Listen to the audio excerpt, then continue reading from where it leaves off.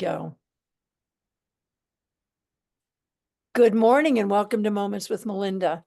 My guest today is David Griffin. Hi, David. How are you? Good morning. I'm great. How are you, Melinda?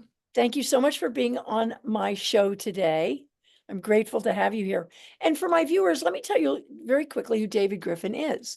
He is an artist, a graphic designer, a creative director, and a Burlington icon. Oh, thank you. You are. So thank you for being on my show. I've been wanting to talk to you and share your life with my viewers for quite a while. So, David, do you remember when we first met? Well, I remember that Lake Champlain Chocolates and the Ice House restaurant was kind of the scene. And I don't remember exactly the roles that each of us was playing. I had a little design studio there and had worked with Jim Lampman, early on in the Lake Champlain Chocolates. So, yeah, what was your role in those days? Well, I think I met you actually earlier on in that when we were doing the Alden project at the waterfront. I think you were involved in that. And then I was hired when that sort of all fell apart, when the Alden project, shit the bed. I Right. was hired by Jim Lampman to be his marketing director. Oh, wow. Yeah. So I Yeah, joined. so that was an overlap for us. Yes, Yeah. and then when it was Peter Perez and you that were doing all of his logo, which is still the deer and so I was working with you and Peter on a lot of the marketing stuff and the special the special candies, the chocolates that we were doing.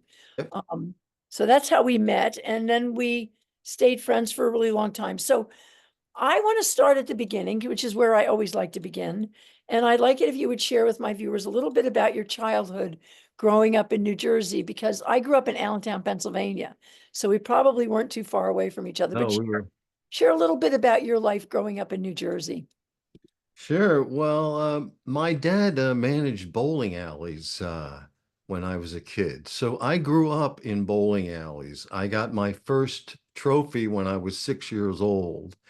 And I experienced all of the 60s as a child, sitting on the bar stools in the various bowling alleys that my dad was, managing. So, for instance, in 1963, when Jack Ruby shot Lee Harvey Oswald, it was on live black and white TV. And I remember sitting on the bar stool at Circle Lanes in Ledgewood, New Jersey, when this all happened. My dad on the other side of the bar, and like the mechanic for the bowling alley sitting next to me. So yeah, that was where I got to experience life. And my dad was a coach, and so all the kids knew him. He was, very well known in the community. So yeah, we were like very middle class, with big family. I have three brothers and two sisters growing up. So, total suburban, no artists at all in my family. What I was up to was far from what they had any experience with, so What a great upbringing. That's why I'm sure you're such a sociable and congenial guy, is because, and by the way, my first bowling experience, because my grandmother was from Hellertown and she was in a bowling league. And I remember starting bowling when they had boys setting up the pins. sure, yeah. Pin That was boys, when I yeah. started. So let's move on to, who do you believe had the greatest impact on the man that you are today? Wow. Um, I would have to say Peter Perez had the biggest influence, on my life in a lot of different ways. And, as he's my mentor. So you know him, we're all fond of Peter.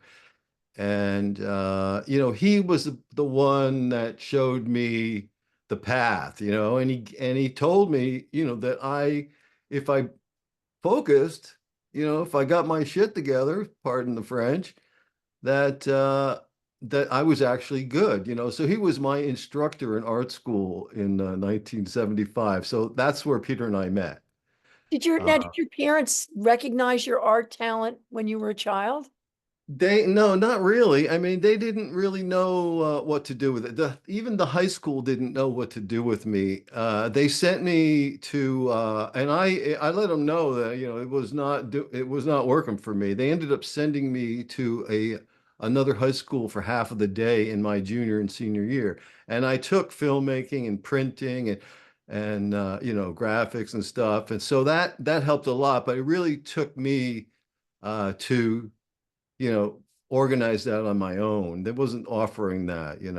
But you must have shown some kind of gift that that one of your parents or one of your siblings would have known. I mean, you probably were the most artistic in Yeah, the family, right? yeah. But they didn't know, how to help me, the whole idea of me going to art school was like, uh-oh, what are you Right. going to do? Yeah. How are you How going to are you make going a to make living? money? How are you going to support yourself? Yeah, and we literally did have that discussion.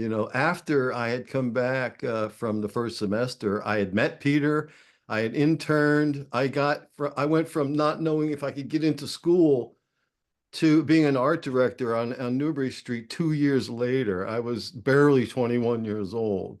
So my whole, So how uh, did you, so we're going to get into all that about Newbury Street, but for a minute now, at what age were you when your parents find, and you were so successful in your career, at what point did your parents say, we get it, we get it? I mean, and at what point did that happen in your life? well, when I was 17, I started to think about making a portfolio. I realized portfolio came into my head somehow. I had friends and some cousins that lived in Boston. So I had some connection to, some people that were thinking, more sophisticated ideas about the future than I was. So I had some good influences that way. Fabulous. Yeah. So, so let's talk about that. At the age of 20, you were just coming off of your studies at the Boston Art School and you got a job at a Newbury Street advertising agency, and you were only 20 years old. Yeah. Amazing. Well, what happened was I had interned for Peter Perez and several other of the different businesses that were on the top of the Bradford Hotel in, uh, downtown Boston. So the studio was in the old kitchen of the Art Deco hotel. It was a great old hotel. In the 40s, the big bands played in this hotel. So Peter and all these artists and writers and slideshow producers, this is before computers or anything. So I ended up the summer freelancing for a variety of different folks up there, doing really simple things, just matting prints and doing some really menial things around the shop. But I had my eyes open and I got a lot from just observing. At the end of the summer, Peter came to me and he said, well, it's an ad agency looking to hire somebody. You probably will never get the job, but it would be a good experience for you to apply and, go through the whole thing. So the next time you'll have that. So I applied, and I was also doing ceramics at the Art Institute, and I had been working with my art instructor there, and we had worked really closely together. I helped her on her master's degree in ceramics. So I was sort of torn between wanting to be a sculptor, and I had this whole graphic design and commercial art business part of me, marketing and all that was in me. So I really had like a crossroads there. I had to decide which path was I going to take. And I applied for this job. I brought one of my ceramic masks in a little box because it was the most interesting thing I was doing, I thought. So I wanted to show them this. So I took a photograph of it. I made a book cover, Masked by David Griffin. And then I put the mask in a little box. I didn't say anything about it. It could have been my lunch for all they knew. I put it down on the table and I didn't say anything about it. I went through the whole portfolio and then they were like, okay, what is in the box?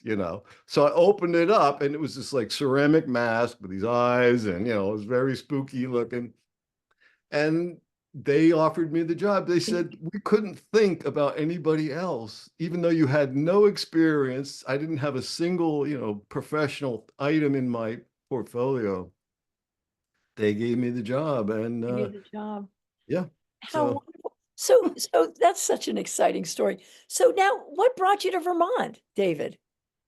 well, we had friends in Boston, right on Newbury Street, that had a clothing store and they traveled to Ludlow and had been going up to the Orvie Jarvie farm. So this was like a co-op, early 70s, a bunch of hippies living out on a farm there.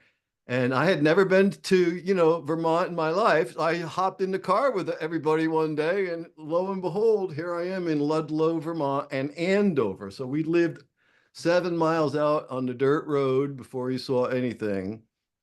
And that was my introduction to Vermont. I helped my friend who had this clothing store. I merchandised his windows, I designed his logo, and so he thought I was like this, smart retail guy. So he said, let's go into business together. So we decided I was going to be in the rag business. He sold India import clothing, jeans, and flannel shirts. So we looked all over Vermont. Where are we going to have a second store? And we picked Wheatsfield. It's So in 1977, I moved into the old church on Route 100 and opened up my clothing business. And then you created Griffin Graphics, which was a local design firm in Burlington. Yeah, I went up to Burlington to become the art director for Previewer Magazine. For what magazine? Previewer Magazine, do you remember that? No. Yeah, it was the weekly guide to all of events around town, all of the concerts and stuff. So we designed the cover was whatever concert was being, up at UVM, they would buy the local cover of the previewer, and then I would design the cover of the magazine. So I got to see like Bob Marley, first row center. I designed the cover of the magazine for that. So yeah, my when I came to Burlington, I had all this experience from Boston, and Burlington seemed like really quaint to me. So it was my oyster, really. I felt like, wow, this town, me and this town have come together at the right time. And it just opened up all kinds of cool projects, that I did here for years and years and years. I still No see things kidding. in I the mean, I mean, supermarkets today, and right. I mean, you landed and took this, and a lot of, you're part of that movement of people who came in the 70s and 80s and sort of, the Yep. Will Rapps of the world and the Jeffrey Hollanders who came into Vermont and just sort of transformed Oh, you put the me in with a state. nice crowd there. Yeah. Well, no, I But mean, yeah, but I ended up down on Pine Street, and of course got involved down there in the early days for SEBA at Pine Street and Art Hop and all of that stuff. So let's talk I about that. You were instrumental in the South End Art Hop as a yep, founding board member and president of the Arts and Business Association. So yeah. talk about the amazing rise. I mean, it's one of the largest probably art events in Vermont now, for sure. Talk about Yeah, that. well, when I came to Pine Street, I remember going to a press conference that Bernie was having down at Burlington Electric. They were talking about uh, you know, paving the road and then, putting sewers and redoing the whole thing. And I had just, you know, been introduced to Bernie, so I didn't really know anything about progressives or any of that. Okay. And I was in the back of the room with my big mouth, sort of like heckling him, Bernie, because what they were going to do was they were going to pave the road and then dig it up and do the sewers. They were doing it in reverse order, right? So, so when the press conference was over, the TV cameras came over to me and the newspapers came over to me. They wanted to interview the guy with the big mouth at the back of the thing.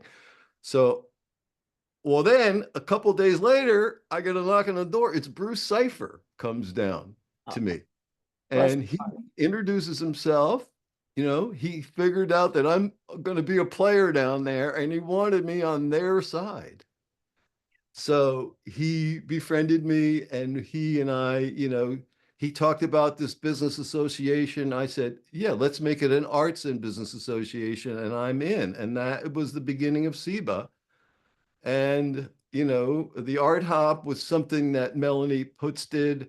the year before, and then we took it over and ran that for several years. And So now I, look at it, and now look at it, and yeah, beautiful Bruce Cipher. How much do we miss him? What yeah, sweetheart, what a tremendous. great man.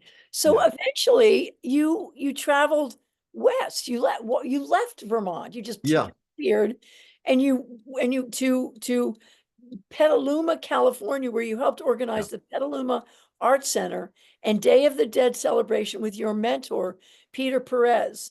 And then your time in San Francisco helped you forge some remarkable arts connections. What took you, what had you leave, what had you inspired you to leave Vermont and head west? Remember the lip balm unpetroleum that Yes. was made by Autumn Harp down there in Bristol, Kevin Harp and all those guys, Harp and all those guys, Paul Ralston, those were all friends of mine and they were my clients. So I had been working on that brand and they sold unpetroleum to a company in Petaluma called Avalon Natural Products. And then for a year, I worked on it from Burlington. Then they offered me the job to move to Petaluma, open up an art department, become the creative director, and do a whole thing there. So I was like, wow, that sounds like a cool, it was a, it was a huge salary. They were gonna, they were gonna move me across the country. I had horses and a boat and stuff out in Underhill. I'd gathered a lot of stuff while I was here. And so I had, a lot to get rid of and a lot to, and so we drove over to Peter Perez's on Adam Street and loaded his stuff up into the truck, the moving van that took us both across country. So did So they that hire Peter too, or did he do something else? no, no, but Peter's, that's was Peter's roots were out there and his Okay. family was out there. His son was out there, but that was what got Peter back out there. I brought him back out to California. You brought him with you. You took him with you. And then the Day of the Dead thing kind of fell into our lap. Now he, of course, is, one of the preeminent Day of the Dead artists. He gets $7,000, $8,000 for his Day of the Dead paintings and drawings now. He'll be 85. Well, he just turned 84. So I'm hoping to get him here in April for another really cool project that I'd love to talk to you about. Well, I would love to Medical talk to you about that too, diplomat. and I would love to see Peter again. Yeah, me One of too. my Another. favorite people. So then you got into this is your life is an extraordinary life. And then you talked to us a little bit about your tropical Florida work that was Okay. inspired by the famous fine art photographer Clyde Butcher. So after California, I had to decide where was I going to go. And the warm weather, I had family in Florida. And so I decided to go to Florida. That was in 2005. I did a variety of things down there that I'd never done before. Like I waited tables. Yeah, I was a sales marketing guy for an ad agency down there. I worked for four different metal sculptors as their marketing guy and a salesperson. So, and then I ended up working for Weiland Galleries and I wanted to learn how to sell artwork professionally and they were high-end artwork. So I took a job there and after a while I got kind of bored with that and I had a dream that I worked for Clyde Butcher. So I got up in the morning and I drove over to Clyde's studio. I just did a Pucha talk on this. Right, right. I saw that. So yeah, I told them, I know this sounds crazy, but I had a dream that I worked here and this is why you should listen to me. And an hour later, we were trying to figure out where my desk was going to be. They hired me on the spot. And Unbelievable. 3 days later, I was in St. Augustine at a show with Clyde and his daughter. We were staying at a bed and breakfast, Victorian Inn. I was like, oh, pinch me. Yeah, so it was then, I mean, that was a whirlwind tour. I was down in the Everglades. We had a film crew following us that were doing like a documentary on Clyde.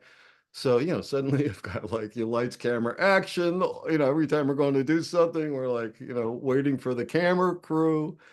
So, yeah, And I ended up redesigning the whole gallery down there in the Everglades, painting the whole place, moving walls around, because now I knew how galleries worked. And I took a look at their gallery and I said, look, the people are not flowing right. You can't see this, that. The colors are all wrong. So I ended up like redoing the gallery. You know, the thing is, Melinda, I feel like I can do anything. This early education that I had back in Boston and working with Peter and all of that really empowered me in a way that enabled me to do projects beyond what I thought I could do or It's, had any experience you know, doing. I did a talk a while back at Ignite, and it was called The Power of Naivete. And it was all about that, I didn't know how to develop the waterfront. I didn't know anything about that stuff. But, after I spoke about it, it's on my website. Alan Newman came up and he said, you just nailed it, because he didn't know. I mean, most of us who have done the kind of thing that you've done just follow the karmic trail, and Yeah. you end up falling in these places and saying, I can do it. I know I can make this work. And you did. I mean, all these different things. So after your experience in Florida, you eventually returned back to Vermont. And what was the calling that offered you the incentive to come home to us? Well, I in 2017, I did an event. Remember, it was at Union Station. So I did that Crunch and Funk Right. Founders Exhibit reunion. And that was because I was frustrated coming up here and I wasn't running into my friends. So I said, let's have a big party and invite all my friends. They'll be there and I'll be able to.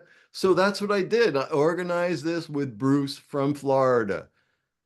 So that was just another example of me staying in touch with Vermonters all the time I had been gone. But you stayed. Doreen. But you stayed. You didn't go So back to Florida. yeah, well, I ended up I had to take care of my mother down there. My mother had Oh, dementia. I had a sister sorry. who had some mental illness. So yeah, I really ended up in a caretaker position for quite a few years, or I would have been up here a long time ago. Well, that's important Uh, to know. Bless yeah. your heart. Yeah, so yeah, that's you just got to go with it. And I had always hoped that I was going to be healthy when I got older because I put off my fine art career, for a long time to do the commercial work. And I said, well, when I get older, I'm going to paint, and that's what I'm trying to do now Is that is pretty much so once you were able to come back to Vermont, you came back to Vermont, and now you are doing fine art, right? yes, yep, Look I've at what's connected behind up you. with. Look at your work behind you. Yeah, while I was down there taking care of my mother and through COVID and so forth, I invented projects for myself. So I figured out how to do this independent book publishing. And I ended up publishing 2 or 3 books so I could just sit there and while I was taking care of her, I could work on the computer. And so I was like, okay, what am I going to do? I invent What a are your books? project. So what are your I books? did. Yeah, I did Tropical Florida was the first one. It was like a 16-page coloring book. And then that is what the beach towels became. Hey, I ended up, coloring those. So then I ended up having a beach towel art show down there in Florida for a while. well, let's talk about that. I mean, I went on your website, and I thought I had it here with your I website. even, here's one of the, Yeah. this is an oil painting that's been put on a beach towel and then So designed I around. ordered two of them today. Yeah, you ordered the sea turtle and you ordered something I else. may put them up on the wall. Quite Yeah, frankly, they're I may fun. use them as well. So you have a fabulous gift shop on your website. And by the way, to my viewers, it is D as in David, K Griffin, Griffin, art.com. dkgriffinart.com. So go to that website. Um you have you have beautiful beach towels, you have coloring books, you have throw blankets. I got to check out the throw blankets. They're really sweet. Yeah, You they're have really. t-shirts and blankets, and also your artwork and canvas prints. my new Jesus Crow stuff. Did you see? Have you seen that? The No, Jesus show me. Crow. I have Jesus Crow t-shirts and hats that are huge. Oh my God. And all this just comes out of your brilliant mind, right? DK Griffin, Griffin art. Here's the Oh, I Jesus Oh, Crow that's fabulous. corduroy hat. And all of this just percolates in your mind. And how does that happen? I mean, is it how does that happen? Because you do have such a Well, brilliant. I have stuff out of the Art Hound. So I let Well, talk John about said what the Art something. Hound is. Tell people what the Oh, Art Hound. it's a gallery out on the Essex Experience out in Essex. Yeah. Essex Junction. Yeah. So John's an old friend. This is the thing. I'm back here with all my old friends, which John is Churchman. That's John our Churchman churchmen. and Yeah. Jen, right? Yep. So I go in there and say, John, what do we need? And he said, do T-shirts or do hats or do the eclipse. So I killed it with the eclipse. I was on top of that before anybody was, and I sold a bunch of prints and T-shirts for that. So after that, I was like, oh well, I need something. So that's where Jesus Crow came from. I needed something to follow up, and I've had some a And little what bit. does that mean, Jeezum Crow? You don't Is that a know Vermont saying? Jeezum that Crow. that's a Vermont saying Okay. that mean that's a irreverent Jesus Christ. Oh, because I thought it was like, wow, Jeezum Crow. Like, that's amazing. Yeah, Jesus. it's like Oh, Jesus Christ. Jeezum Crow. Oh my God, exact. I love it. Well, That's there what you it go, is. folks. I want you all to go to DK Griffin, Griffin art Oh, dot com. Check out David's fabulous stuff. So what are you working on now? I know you were working really closely with Carolyn Bass, but what are you working on now? Well, I've got a couple of projects with Carolyn. We're doing a book together for an artist that did a mural down in Waterbury, and it's really interesting because it's about the institution down there, and all the hardships that people went through when we didn't know anything about mental health, and so all these people were institutionalized. And this woman, Sarah Sherrod, I think is her last name. Anyway, she did an incredible mural down there. So we're going to do a little booklet on that together. Fantastic. And so, well, you good because Carolyn just finished her mural books. I've got to get her on my show. So Yeah. good for you I've been because helping her with photography as well. She's, not as mobile as she used to be, but she still has a lot of, contacts. she's So I brilliant. have been helping her with photography projects. A couple of weeks ago, we photographed the sewage treatment plant guys down on the Burlington waterfront. They won an award and are going to be on the cover of Sewage Treatment Plant magazine. Oh, I love it. Oh my God, that's So so. I got the truck. I set the guys all up in front of the truck with the shovels and the vests and everything. I love Smile. I it. took their picture. It's such a great Photographed collaboration. Chaz Eller and his group down at the recording store in Charlotte because they were closing up Right, that. right. So they wanted some photos. So you got to hang out with them for a while. That's so Yeah, so outstanding. really cool projects with Carolyn Well, as you have a well. lot of life left in you, my darling. So I would love it if you could share with us your view for America. You know, what is your view of where you think America's going?